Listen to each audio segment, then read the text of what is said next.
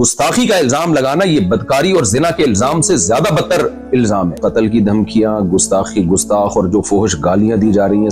موت زندگی اللہ کے ہاتھ میں ہے. جو رات قبر میں گزرنی ہے وہ قبر میں گزرے گی، جو زمین پہ گزرنی ہے وہ زمین پہ گزرے گی. لیکن ایسا نہ ہو کہ کچھ مذہبی متشدد قسم کے اسکالر آپ سے وہ کام کروائیں جس پہ قیامت کے دن نبی صلی اللہ علیہ وسلم آپ سے اپنا چہرہ پھیر لیں.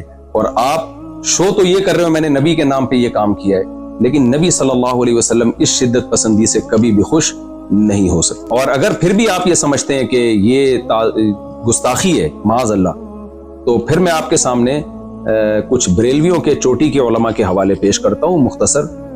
تو جو فتویٰ پھر آپ نے مجھ پہ لگایا ہے ان پہ بھی لگائیں. میں مانتا ہوں سارے بریلوی ایسا نہیں کرتے ہیں، ایک مخصوص طبقے کے مخصوص افراد ہیں جنہوں نے ایک پروپیگنڈا کھڑا کیا ہوا ہے اور سادہ لو عوام کو برگلا رہے ہیں کہ یہ واجب القتل ہے اور گستاخ ہے وغیرہ وغیرہ. وہ کراچی کا ایک مولوی نہیں اور طارق